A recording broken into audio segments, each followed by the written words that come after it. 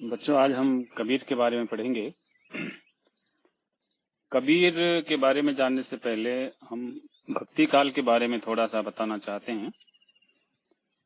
भक्ति काल को स्वर्ण युग कहा जाता है और ये स्वर्ण युग इसलिए कहा जाता है कि इसमें जो चार धाराएं हैं भक्ति की, चार विचार जो हैं भक्ति के, चार आयाम जो हैं भक्ति के, वो निरंतर समानांतर बहते चले जा रहे थे।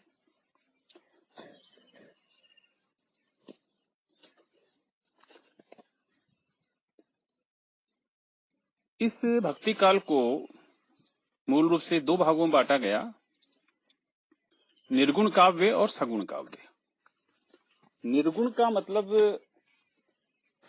कोई अच्छे बुरे गुणों से नहीं है, और सगुण का मतलब भी ये नहीं है कि उसमें गुण समाहित हैं।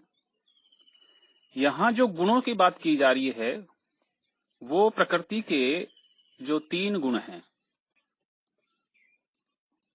सतोगुण, रजोगुण और तमोगुण, इनसे परे जो सत्ता है, जो अगम है, अगोचर है, उसके बारे में कहा जाता है कि उस परम सत्ता पर इन गुणों का कोई असर नहीं पड़ता, अर्थात वो गुणों से परे है, इसलिए निर्गुण काव्य नाम दिया गया। सगुण काव्य जो अवतार लेते हैं ईश्वर, ब्रह्म जो अवतार लेते हैं, राम है, कृष्ण है, ऐसे जो अवतारवादी हैं वो सगुण काव्य में विश्वास करते हैं। अब निर्गुण काव्य में भी दो भेद किए गए, एक तो ज्ञान मार्गी जो ज्ञान के द्वारा ईश्वर को प्राप्त करने का मार्ग बताते हैं, और एक प्रेम मार्गी जो प्रेम के द्वारा ईश्वर तक पहुंचने का मार्ग बताते हैं। सगुण काव्य धारा में भी दो भेद किए हैं, एक राम काव्य जो राम की भक्ति करके मोक्ष को प्राप्त होते हैं, दूसरा कृष्ण मार्गी जो कृष्ण को अपना आराध्य मानकर अपने जीवन को सफल बनाते हैं, भक्ति करते हैं, उनके गुणगान करते हैं। तो इस तरह से ये चार काव्य धाराएं थी जो निरंतर बहती चली जा रही थी, और एक समृद्ध साहित्य हमें प्राप्त होता जा रहा था। इसीलिए भक्ति काल को स्वर्ण युग कहा जाता है। ये लगभग जो काल है, इस काल में मुगल जो शासक थे वो पूरी तरह से दिल्ली पर अपना कब्जा जमा चुके थे, और लगभग भारत में मुगलों का साम्राज्य था। ऐसे में जब अपन कबीर के बारे में पढ़ते हैं तो कबीर के जो विभिन्न काव्य के आयाम हैं उनमें देखा यह जाता है कि ये जो ज्ञान मार्गी शाखा के कवि हैं वो सारे अनपढ़ हैं, अज्ञानी नहीं है, और सभी निम्न तबके से हैं, दलित हैं।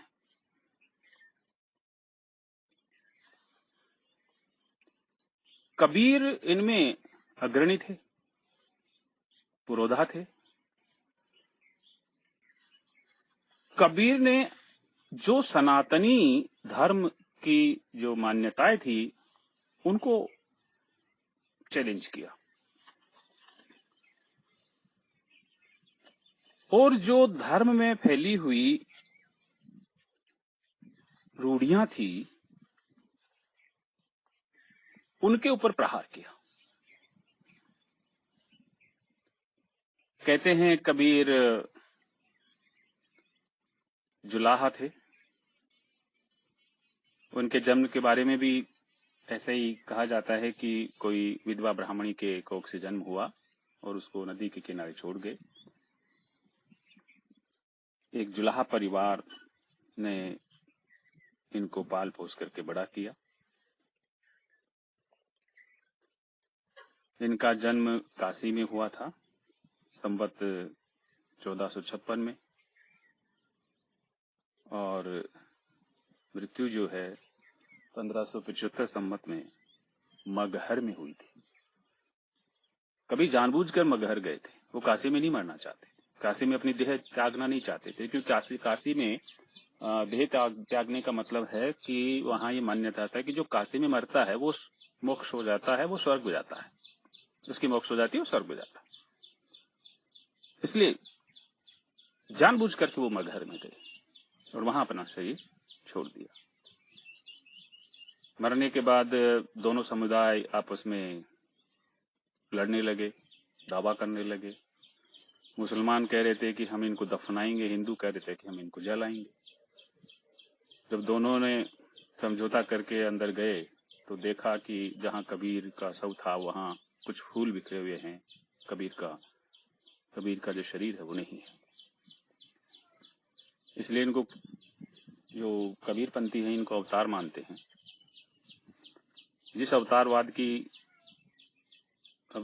का खंडन कबीर ने अपने काव्य में ताम्र किया, वही मान्यता इनके मरने के बाद इनके अन्वय ने अपना ली।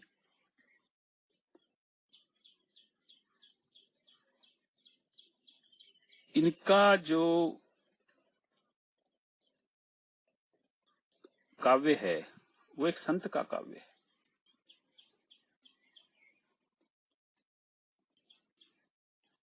कबीर बहुश्रुत थे, बहुत लोगों से सुनी सुनाई बातों को परखना, जांचना, विवेक से उनको ग्रहण करना।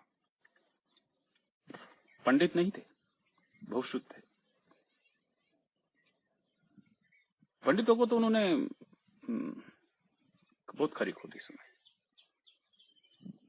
उनको कहते हैं, जो सनातनी धर्म के जो मठाधीश हैं, उनको कबीर कहते हैं, तू कहता कागद की लेखी, मैं कहता आंखन की देखी। तू तो जो किताबों में लिखा है, ग्रंथों में लिखा है, पुराणों में लिखा है, वो कहता है। मैं यथार्थ कहता हूं, मैं जो देखता हूं वो कहता हूं, मैं कहता आंखन की देखी, मैंने आंखों से देखा, उसको कहा। मसीह कागद छुयो नहीं, कलम गही नहीं हाथ। मैंने शाही और दवात को छुआ तक नहीं, कलम को हाथ तक नहीं लगाया, लेकिन फिर भी जो मैं कहता हूं वो सटीक कहता हूं, यथार्थ कहता हूं। पंडितों को जो अपनी जात पात है, ऊंच नीच की भावना है, छुआछूत है, इसके बारे में बहुत फटकारा। जो ढोंग हैं उनके बारे में बहुत किया। माला फेरत जुग भया, भया न मन का फेर, कर का मन का डार दे, मन का फेर। मन का जो मणिया है उसको फेर, उसमें परिवर्तन कर। हाथ का मणिया क्या फेरता है तू? ये जो ढकोसले हैं उनके ऊपर सीधा प्रहार किया, इसलिए इनको क्रांति पुरुष कहा जाता है। क्रांति परिवर्तन चाहती है और आमूल परिवर्तन लाने की इच्छा थी कबीर में इस धर्म के बारे में, जो लोगों को डरा करके, भय दिखा करके जबरदस्ती जो है धर्म के ठेकेदार इनको मनवाते थे। कबीर जो आडंबरों के बारे में जो विरोध करते हैं या उनका खंडन करते हैं, तो वो बिल्कुल सीधा कहते हैं। पंडितों को भी, मुसलमानों को भी, मुल्लाओं को भी, सबको सीधा कहते हैं। ऐसी दुश्मनी लेना, ऐसा विरोध करना, मुंह पर सबको कह देना, जबकि मुगलों का शासन था, कह दिया। काकर पाथर जोर कर मस्जिद लई चिनाए, ता ऊपर चढ़ मुल्ला बागी दे, क्या बहरा होत खुदाए। आज के जमाने में, आज के समय में अगर ये कह दिया होता है तो कितनी ही रिट, कितनी ही याचिकाएं कोर्ट में लग चुकी होती। उस वक्त भी नाराज हुए मुल्ला मौलवी, आए, खरी खोटी सुनाई, शासन तक शिकायत पहुंचाई। सिकंदर लोदी ने जो है इनको बुलाया दरबार में, कोड लगवाए गए, कई तरह से परेशान किया गया कबीर को, लेकिन उन्होंने अपना मार्ग नहीं छोड़ा। ऐसे ही पंडितों को पाहन पूजे हरि मिले तो मैं पूजूं पहाड़, ताते तो चाकी भली पीस काय संसार। अगर मूर्ति की पूजा करने से, पत्थर की पूजा करने से ईश्वर की प्राप्ति होती है तो मैं पहाड़ को पूज लूं। एक छोटे से पत्थर को पूजने से क्या होता है? अरे मूर्खो, इससे तो बढ़िया है आप अच्छे कर्म करो। ताते तो चाकी भली, जो चक्की होती है घर में, मेहनत करके आटा पीसते हैं और सारा संसार पेट भरता है। ऐसे ही मुसलमानों को दिन में रोजा रखत हो, रात हनत हो गाय, या खून व बंदगी कैसी खुशी खुदा। दिन में तो रोजा रखते हो, पानी तक नहीं पीते, भूखे रहते हो, रात होते ही गाय का मांस खाते हो, एक तरफ खून करते हो, एक तरफ बंदगी करते हो, कैसी खुशी मिलती है तुम्हें? खुदा कैसे खुश होगा तुमसे? एक हत्या करते हो, कैसे खुश होगा? ऐसे करके सबको फटकारा। जो तू ब्राह्मण ब्राह्मणी जाया, आन बाट साध क्यों नहीं लाया। जो तू तुर्क तुर्क नहीं जाया, भीतर खतना क्यों नहीं करवाया। मनुष्य जब पैदा होता है तो सब एक होते हैं, न ऊंच होती है, न नीच होती है, न वर्ण होता है, न रंग होता है। तो फिर ये भेदभाव क्यों, ये ढकोसले क्यों? कबीर ने गुरु महिमा, संत महिमा, सत्पुरुष निरूपण, योग साधना, माया का निरूपण, नाम सुमरिन, सत्संगति के लाभ, कुसंगति की हानियां, साधु की महिमा, संसार की असारता, ईश विनय आदि पर अपनी बात कही। और ये इनके काव्य के 3 रूप हैं, पद, वाणी और शब्द। पद, वाणी और शब्द। तो इनके द्वारा इन्होंने जो है अपने जो शिष्य थे उनको उपदेश दिया, और धीरे धीरे कबीर का एक अपनी मंडली बन गई, जो पूरे देश में फैल गई। कबीर घुमक्कड़ थे, एक जगह नहीं रुकते थे, इसलिए इनके जो काव्य में जो है विभिन्न प्रांतों के, विभिन्न बोलियों के, विभिन्न भाषाओं के जो शब्द हैं वो अनायास से आ जाते हैं। और इतने जो कठिन, जो ईश्वर के बारे में, ब्रह्म के बारे में जो बताते हैं, कठिन विषय के बारे में, वो सरल से सरल भाषा में, आम से आम भाषा में, जनता की भाषा में इनको समझाया। क्योंकि कबीर भी अनपढ़ थे लेकिन ज्ञानी थे। इनके द्वारा जो प्रवचन सुनते थे वो भी अनपढ़ थे, इसलिए उनको उन्हीं की भाषा में जो है समझाना पड़ता था। और ब्रह्म जैसे तत्व के बारे में, दार्शनिक सिद्धांतों को, इसलिए उन्होंने जो है सदुकड़ी भाषा में, जिसको खिचड़ी भाषा भी कहा जाता है, अपने उपदेश दिए। हजारी प्रसाद द्विवेदी ने इन्होंने जो है भाषा का डिक्टेटर कहा है कबीर को। भाषा पर जो अधिकार कबीर पर है, जो कहना चाहते हैं वो सबसे सरलतम शब्दों में सटीक कह जाते हैं, कहीं से कहीं कुछ भी उठाना नहीं पड़ता, सरलतम शब्द अनायास ही आ जाते हैं। तो आज हम इनका एक पद देखते हैं व्याख्या के लिए। कबीरदास जी कहते हैं कि पंडित वाद वदंते झूठा, राम कहाँ दुनिया गति पावे, खांड कहाँ मुख मीठा, पावक कहाँ पाँव जे दाझे, जल कहीं तृष्णा बुझाई, भोजन कहाँ भूख जे भाजे, तो सब कोई तरी जाई, नर के साथ सुआ हरि बोले, बहुरी हरि प्रताप न जाने। नर के साथ सुआ हरि बोले, हरि प्रताप न जाने, जो कभू उड़ी जाए जंगल में, बहुरी न सूरत आने। सांची प्रीति विषय माया सु, हरि भगतन सु हासी, कहे कबीर प्रेम नहीं उपजो, बांध्यो जमपुर जासी। ये पद है कबीर का। पंडितों के बारे में कहा है, जो दिखावा करते, आडंबर करते हैं, उनको ललकारा है। पंडित वाद वदंते झूठा। पंडितों ने जो भ्रम फैला रखा है, जो ये कहते हैं, सब झूठ है। क्यों? केवल राम का नाम उच्चारण करने से मोक्ष की प्राप्ति नहीं होती, जब तक आपके हृदय में रामत्व नहीं है। मन से आप रामत्व नहीं लाते हैं, ग्रहण नहीं करते हैं, तब तक राम नाम रटना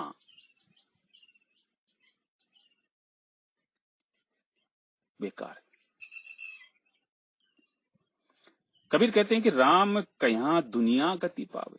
केवल राम का नाम लेने से, अगर हे पंडितों, राम का नाम लेने से अगर दुनिया मोक्ष को प्राप्त होती है, तो फिर खांड का नाम लेने से ही मुंह मीठा हो जाना चाहिए। खांड गुड़ का ही रूप होती है, जो पहले चलती थी, अब चीनी वगैरह हो गई है।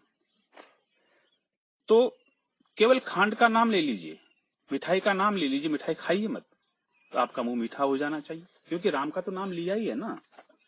तो राम का नाम लेने से मोक्ष की प्राप्त होती है, तो खांड का नाम लेने से भी जो है आदमी का मुंह मीठा हो जाना चाहिए। ऐसा नहीं होता, तो फिर आप बताइए पंडितों, केवल राम का नाम लेने से क्या मोक्ष की प्राप्ति हो जाएगी?